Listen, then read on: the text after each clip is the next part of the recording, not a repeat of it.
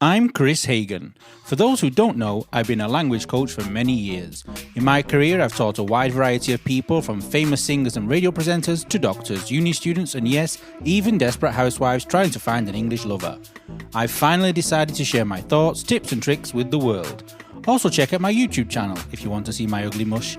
So let's kick off this podcast with a great jingle.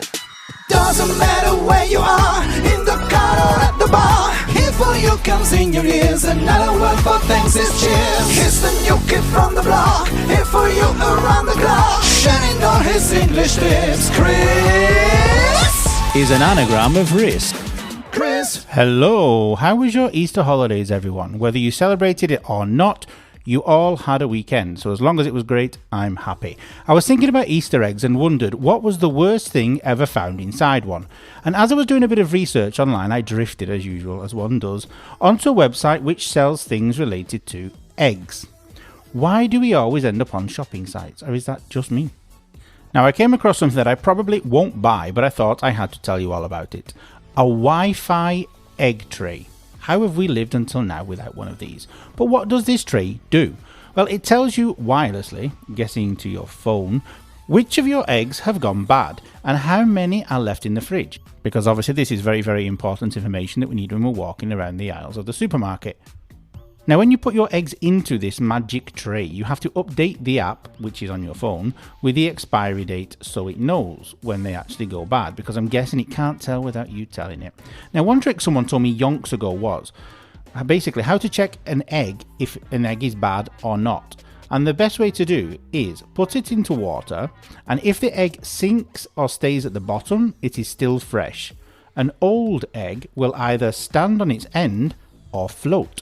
Now, speaking of eggs, let's go to our resident food guru, Jonathan. Jonathan, talk to us about food around the world. Jonathan, Canadian, their best export after Justin Bieber. Jonathan's back and he's going to tell us something to make us hungry again, I'm sure. What are you going to talk about today? We're going to the east. The east.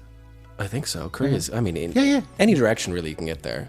Well, we're going to Korea. If you go east, you arrive everywhere. You arrive back here again in the end. In the end. Yeah. The joys of living on a sphere. So, are you sure? Yes. Yeah, me too. There's many people out there who think it's flat or the shape of a donut as well. No? So, you are a lover of Korea, correct? Mm-hmm. South Korea. South. Just to specify. Yeah, when I say Korea, I'm not thinking of the Kims. Do you have a favorite Korean dish? I was thinking of Kim Kardashian. Kim Jong-un, Kim Il-sung. Ping pong, I call him. Can never remember his name. My goodness gracious. Yeah. Favorite Korean dish? Do you have one? Not really. Not really. I eat it, but... Yeah, okay. So I'm very ignorant in many things, as we've discovered over the course of this podcast so far. Mm-hmm. And one of those is Korean cuisine as a whole, but the one export that has reached the sunny shores of downtown Toronto is the idea of Korean barbecue. Korean barbecue. What is Korean barbecue, Kris? Do you know? No, I'm vegetarian. You're vegetarian? But I eat fish, pescatarian. But you can pescatarianly eat Korean barbecue in that sense. It's just a barbecue, isn't it? And just meat on a stick. So this is my problem. Yeah, the novelty is that there is a little stove in the middle of your table, and the waiters serve you overpriced raw fish and meat and veg. And you cook it yourself. You cook it yourself. It's more expensive than going to a regular restaurant. And, well, I mean, I screwed up. I'm not a gourmet chef. I've never used one of these little hot flaming things in the middle of a table before, aside from all the times that I have, and screw it up. Yeah, so Korean barbecue, you have to cook your own food, basically. Basically. I've never tried it because I thought it was meat, only meat. Because for me, barbecue, if I cook it here on my terrace, if I cook a barbecue, I put veggie burgers on it. The thing that really bothers me is the sensation of it. People really seem to like the idea of doing their own work. Yeah, and paying for it, paying a premium for it. That's absolutely insane in my mind. If I want to poorly cook something, I'll stay at home, thank you very much. And do it yourself. Yeah. Why would I put on pants, tie my shoes, go all the way out, look nice, dress up, just to be disappointed? I mean, I'm usually disappointed, but... No, in fact, even in Italy once, my mother came here and she asked for a cup of tea. They brought her the water, the box of tea bags, and the milk. And she said, I asked you to make it, not me. Yeah. I'm paying you €3.50. Can't you do it? But it's the same thing. But also in Japan as well, they have a thing where they have a metal, what is it? A metal plate. The table is basically a metal plate. Yeah, you've seen it. Yeah. Where they bring you all the vegetables and everything, and you sit, is that a sit under the self-service table. operation too? Yeah, you make your own like omelette frittata type thing. Right. Which is extremely dangerous. Underneath you have a gas bottle, and there's people smoking in the restaurant. You're about Of to course. explode at any minute. Of course. Yeah, but this idea of making the food yourself, I really don't understand the point. If you go to a restaurant, they should make it for you. It's a beautiful scam from the point of view of the restaurateur. It's good for business. Yeah, because chefs can be expensive. They don't need a and chef. You don't need In a fact, chef. yeah. Chefs can- No, you just cut the meat and go. Yeah. And then you have your servers, which you're already underpaying. It's a perfect system. Yeah, we should open one here. Perhaps. Do you Yeah. think the Italians would be into cooking for themselves? I don't know. Do Italian? No. No. Italians are lazy. No, we're getting a They shaking go hand to a over there. restaurant, they want to be cooked for. I mean, Yeah. I imagine. Yeah, me And too. so you've tried this then? No, you've never tried Several it. times, yes. Okay. How much did you pay for it? Just out of interest. I never tried. Too much. We're looking at $30 Canadian a person. Mm-hmm. But even 10 years ago, that was far too much. Each dish could be $10. Each round of dish is enough for an appetizer, just a little snack, really. Yeah, if you have to make it yourself, it's a bit expensive. Yeah, and you gotta oil the bloody thing and fry it up and peel it off and unstick it from everything. And And other Korean things you tried? No, that's it. Only Just that this? one thing. Only the Korean I'm barbecue that you racking cooked my yourself. brain. I went to a Korean karaoke bar once, but that's a whole other story. Where? In Toronto. Okay. Always in Toronto tonight, yeah. Okay. I was thinking there's one around the corner and I didn't know about it. No. If there So- were, we would go. But basically you tried Korean barbecue, but you've not really tried a real one because you had to cook it yourself. Exactly. And so we'll never know what it should taste like. We'll never know. We'll never know. Okay. Thank you very much. See you next week. Ciao. Bye. Ciao. And now we're hungry. Thank you. Now, what was your favourite toy when you were a child? I don't really remember. I'd have to ask my parents. I want to check your knowledge of toys with a quick true or false quiz. See how many you get right. My students say you always make them all true. But did I this time? The first thing, Twister was named Sex in a Box by critics. True. Well, they were all probably playing the clothes optional version like we do every Saturday night with our friends. I'm pulling your leg. Literally, you're on my spot. Move. No, there's lockdown. No naked Twister going on these days. Next one.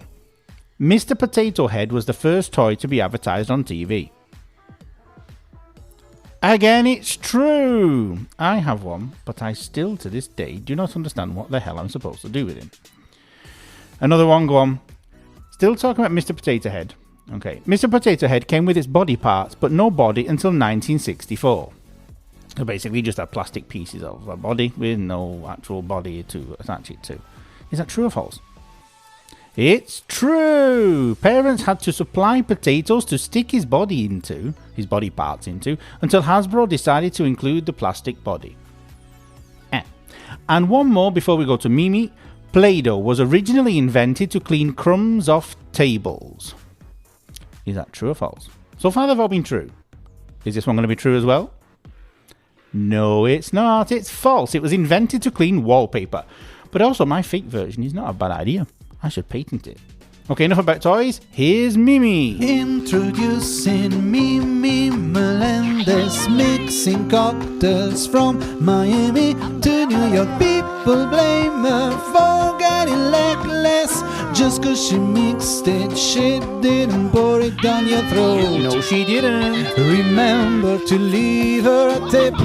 Mimi's back, and today she's going to be obnoxious, you told me. Wait a minute. I'm not going to be obnoxious. I I have to will be. be talking about people who are obnoxious. Talking about me. Yeah.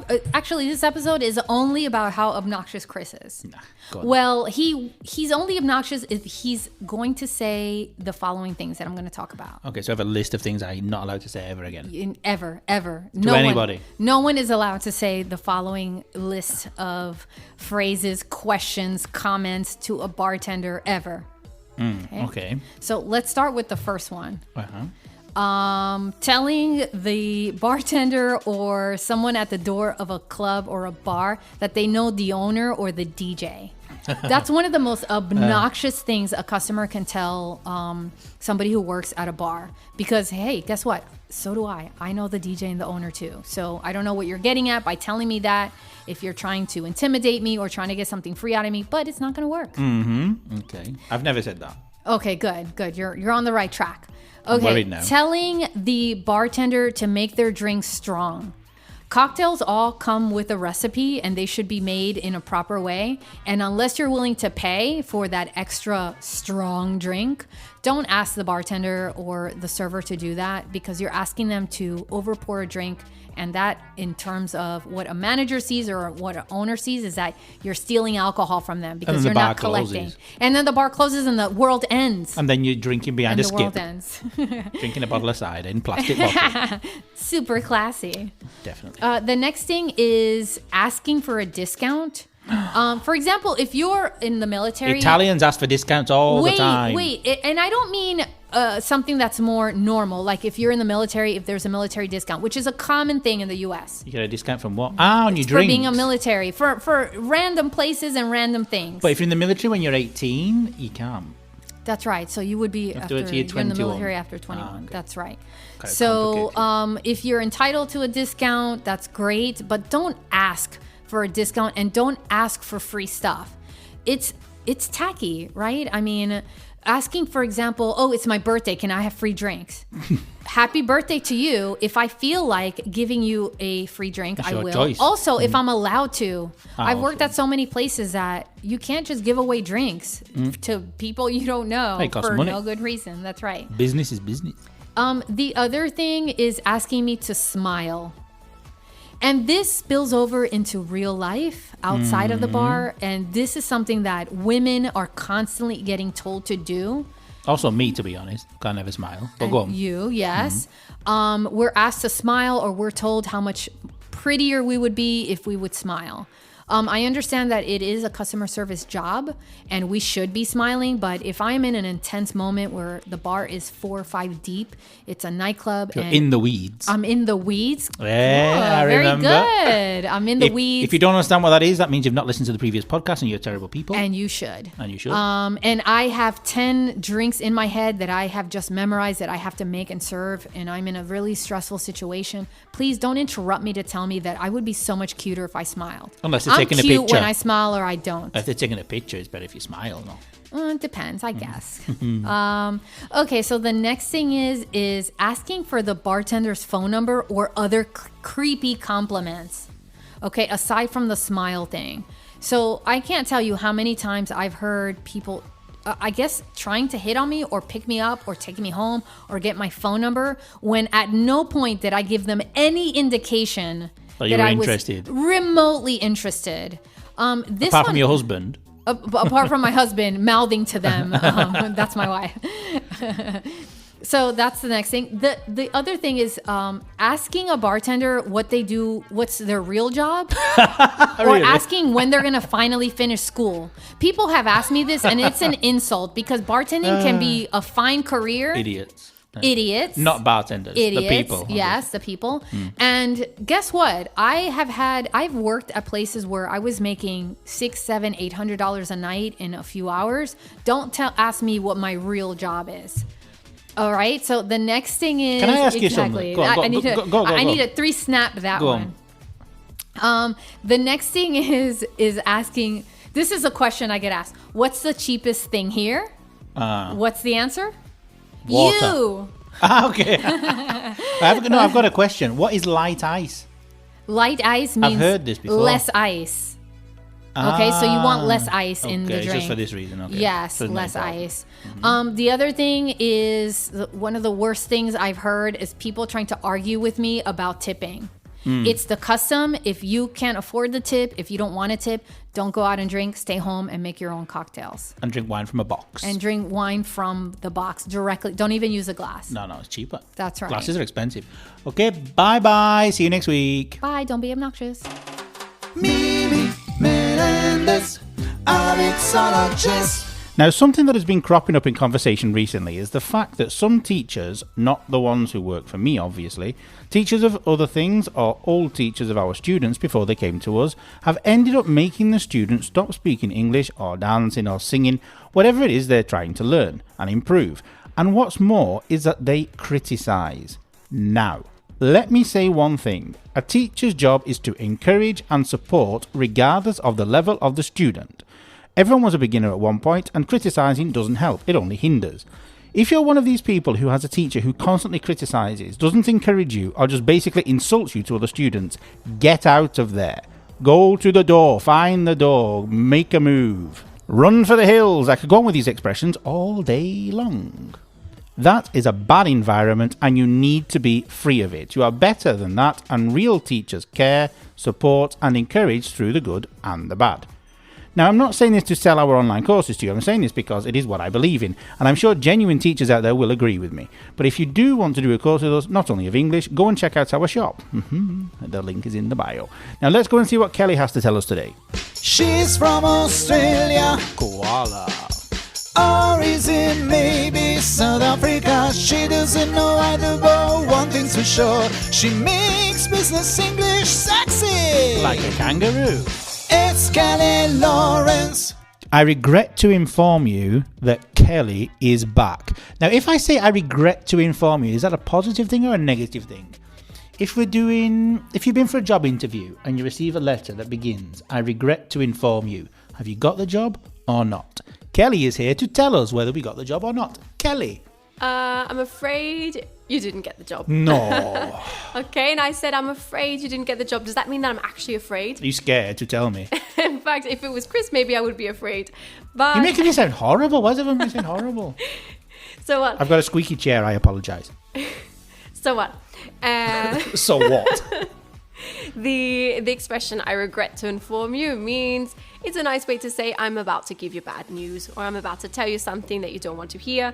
Okay, so I regret to inform you. And now this is quite formal, actually. This is something you receive usually in an email regarding work, or even from your airline, if they want to regret to inform you that your flight's been cancelled, for example. Once an airline actually moved my returning flight to before my outgoing flight. It's true. Ryanair, good shout out. To be honest, it's the same thing. If you don't know what that word means, go and check it on urbandictionary.com. Or just read the reviews from Ryanair. Yeah, there is actually a book about Ryanair with really? a strange title. I don't know what it's called, but it's not very polite. But yeah, they actually moved my returning flight to before my outgoing flight, and they actually started with "I regret to inform you." I'm like, are you serious? Obviously, I can't leave before I come back. Well, there you go. No, I can't come back before I leave. Yeah. I would like to say that I'm surprised, but I'm not. Yeah.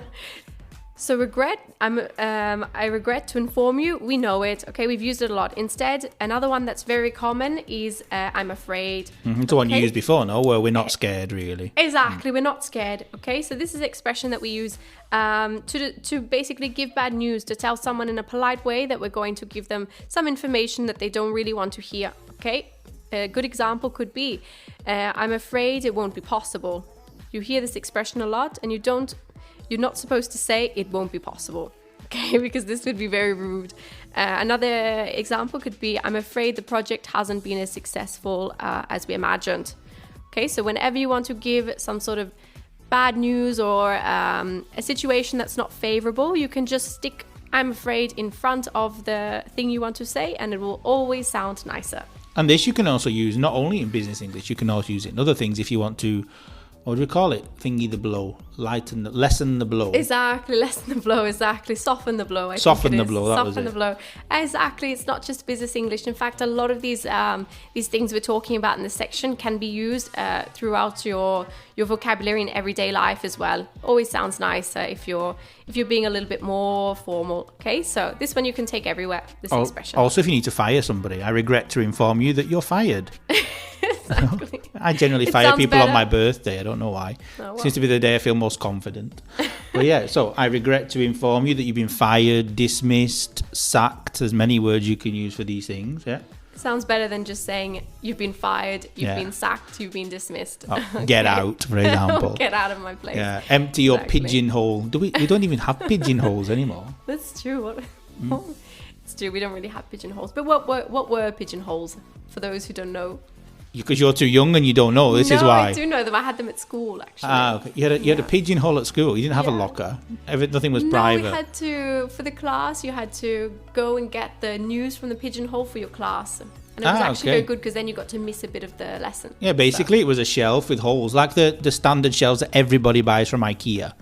Exactly, but the holes are a bit smaller. The holes are a bit smaller, yeah, full of paper and documents all mixed up, and this is a pigeonhole, yeah. Go on, give us an example of one time when a student thought you were actually afraid. It's happened a few times, actually. I've had to say, oh, I'm afraid it's not possible. And they say, oh, but don't worry, Kelly, it's fine. You don't have to be afraid. Afraid of ghosts. Exactly, I had to explain, I'm not afraid, I'm just giving you bad news. You were cowering behind the chair. There you go. Okay, good. So we'll see Kelly again next week. Bye. Bye, everyone. Bye. Now in love business, English short thanks to Kelly! Now, I'm sure I'm not alone when I say this. I don't like going to the dentist, do you? My dentists are all very kind, friendly and funny, but it still isn't a pleasurable experience. This morning when I was brushing my teeth, I was thinking, should I rinse or not? Aren't I just washing away the toothpaste and cancelling all my hard work? Well, I did nothing. I have an electric toothbrush. Remember, in English we say toothbrush and toothpaste, not teeth. We only brush one tooth. That's why all English people have bad teeth. That's not true. That is a myth, and I hear so many people saying it. We do not have bad teeth, even if we only brush one. Obviously, I'm kidding. We brush all of them, the ones we have left anyway. Here are a few facts that maybe you didn't know. After using your toothbrush 200 times, you need to change it. The average life of a toothbrush is about 3 months. And make sure you brush your teeth for 2 minutes or more, not less, and at least twice a day. I brush mine a lot, and I was also told not to put too much pressure on the toothbrush as it can damage your teeth, which actually happened to me. I thought scrubbing harder was better. Nope, harder is not better. And I was right. Do not rinse your mouth out with water after brushing your teeth, because it cuts down the efficiency of the fluoride. Now the last one, this one is stomach churning. This means to make you feel sick from seeing or hearing something disgusting, or also from anxiety or anger. Anyway, do not keep your toothbrush in your bathroom because it gets covered in human feces. Blah. Now to get that image out of your head, I will tell you that this word feces has a different spelling in British and American English. How nice. In British, feces is spelled F-A-E-C-E-S, and in American English, F-E-C-E-S. Pronunciation is the same. Now, speaking of Americans, here's Laura. Now it's time for Laura, sick to you by your Skype. She's at home in Nashville, couldn't find a flight. Laura likes to listen to the radio, but when it comes to music, she prefers it live. Laura, give for Laura, give for Laura, give for Laura, give for Laura, give for Laura, give for Laura, give for Laura. Laura, give for Laura, give for Laura, give for Laura, give for. Hello, Laura. Well, hello this time to you. We have made it to week 10. We are halfway there. We are the halfway mark, and it can only get better. This has been so much fun, Kris. Thank you for inviting me to join you. My pleasure. I mean, when I thought of who can I ask to talk about music for 20 weeks, the only person I could think of was you. And so here you are. And I want to thank the lockdown for helping me get the idea of starting a podcast. I am so sorry that you're all still in lockdown. What are you doing with your time? Not Are you much. watching a lot of movies? I wish. Or do you have time with the school and the podcast and the magazine? You're a very busy man. Busy, like a busy bee from Manchester. No, I'm keeping busy. What I find quite odd is the fact that in lockdown you would think you'd have more time, but you actually have less. Why? I know, right? I thought I'd have so much extra time in the last year to do things. But we don't. Catch up on watching shows and movies that I've wanted to see, exercise, To relax. writing and singing, and I've done none of it. Yeah, it's a pity, but I hope soon we can get back to doing everything that we want to do. And it's strange because even in the evenings now, we're always busy. We've not time to watch any films or anything. I watched a lot of movies when I was younger, but I rarely watch anything now. Hey, it's a shame. I have a lot of movie soundtracks from the 70s, 80s, 90s. I do love a good soundtrack. But, not all movie music is a soundtrack. Some music is a score. And I never thought about the difference or knew the difference, but Me neither. apparently a score is music that accompanies a scene or a moment in the film. A score is usually created by one or a group of composers, and it's traditionally instrumental music. But a soundtrack is a compilation of songs by different artists. And they're typically vocal music, typically multiple artists on one soundtrack. Well, I didn't know there was a difference. You learn something every day. Right. I have a few scores, but I have many more soundtracks. Can you guess what the most popular soundtrack of all time is? I'm useless with quizzes. Let's say Mary Poppins. No idea. You tell me. It is the soundtrack from the movie The Bodyguard. Remember that?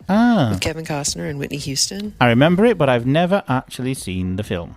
That soundtrack is the greatest selling album of all time, with over 42 million copies sold worldwide. Man, that's a lot. Yeah, right. After The Bodyguard, the best-selling soundtracks in history so far are Saturday Night Fever, Purple Rain, Forrest Gump. I bet it's a good soundtrack, but I've never listened to it. Me neither. Dirty Dancing, Titanic, of course, everyone knows about that one. With the hot dogs. The Lion King, Footloose, which was an amazing soundtrack, Top Gun, and Oh Brother, Where Art Thou? The soundtrack that I thought would be the most popular of all time was Grease. Grease. But it came in at number 11. 11. That is such a great... So many karaoke gems on that one. For sure. And it's timeless, too, because it came out in 1978, but it's my 16-year-old niece, Cara Beth's favorite album in the world. So it has such longevity. Say hi to Cara Beth. Hello, Cara Beth. And what a fantastic name, and I hope I said it right, because I've never heard that name before in my life. So hello to you from Milan. I love that film and that soundtrack, but even Grease is not my favorite. Well, until you told me before, I didn't know about the score and the soundtrack difference, so I'm probably going to say something totally wrong now. But I quite right. This sounds really, really cheesy, but I love the soundtrack of The Sound of Music. Can you yodel? But maybe because that's a musical, maybe I don't know if that's considered really still a soundtrack. I'm sure it is. But do you know something? There is a song, a specific song from Step Up with Channing Tatum that I love. So I could say I like that soundtrack. Oh, I do love The Sound of Music. That was probably my favorite soundtrack as a kid, for sure. But I'm not sure that I can just pick one. I mean, I also love the Breakfast Club soundtrack. So many great songs. There's millions of them. So well placed in the film. And also Pretty in Pink. John Hughes really had his finger on the pulse of American youth at the time. I mean, I can't hear If You Leave still on the radio without seeing the prom scene in my head. Yeah, it's like the one of Dirty Dancing. The Saint was also an amazing soundtrack. Several well-known artists. Don't hate me, but I've never heard of it. Yeah, I mean, there were songs by Duran Duran, Daft Punk, David Bowie, The Sneaker Pimps, Duncan Sheik. It's a great record. I'll have a listen. And it carries this whole mood throughout. Even now, years later, I can play that soundtrack and have a certain mood of the film. George Lucas once said that the sound and music are 50% of the entertainment in a movie, and that's totally true for me. I agree. Totally. For me, the music in a musical film must be fun, dancey, with a lot of bass. Being a dancer and all. Like in Step Up, it makes me want to dance. Oh, I haven't seen Step Up, but I remember it. That sounds great. Music is so important in films, particularly films about music. Oh, yeah. And a well-designed soundtrack can keep a movie alive in your mind for decades, just Centuries. like me with The Saint. Film is thought of as a visual medium, but can you imagine a movie without music? Christ, that'd be terrible. Building a soundtrack for a film is complex and important work. It really makes or breaks the whole movie. Songs can create the mood, express the character's emotions, convey a time or place. If there's a period film. Do you know, talking to you brings back memories to me. It's great. It's fantastic. You're like a psychologist to me. Ah, thank you. That's great. I am honored. Yeah. You made me remember My Neighbor Totoro. It's not my actual neighbor. It's a film. And the music in that relaxes me a lot. That's a really good film. But have you ever bought a soundtrack before you saw the film? No. I wouldn't even know it existed. Oh, man. So 20 years ago, I heard that this movie was coming out, and the soundtrack was going to have David Bowie, Beck, Ewan McGregor, and Pink on it. And so I rushed right out and bought it immediately. And? Thus began my love affair with Baz Luhrmann's Moulin Rouge. It's an absolutely stunning film. I just realised. Visually, but beautiful. at the music, and it's a transformative experience. Yeah, I forgot that one. Yeah, but I love Moulin Rouge. It's fantastic. And the songs are great for singing in the car when you see your phlegm all over the window and you're belting out a Moulin Rouge track. Thanks for going through movie history with me. Anytime. We'll talk to you next week. You sure will. About some more music. Hopefully. Bye. Bye. Thank you very much. Now we know something more about music. Thank you, Laura. Now, I've written down on my notes something that I wanted to chew the fat with you about today, but I don't remember what I wanted to say exactly or why I wrote this, so I will just read the note. It says, remember, bigger is not always better. Nothing dirty for sure, but if I remember, I'll let you know. Bye for now. Jingle! See you next week. Doesn't matter where you are, in the car or at the bar. Here for you comes in your ears, another word for thanks is cheers. Here's the new kid from the block, here for you around the clock, shining all his English tips. Kris Is an anagram of risk. Kris.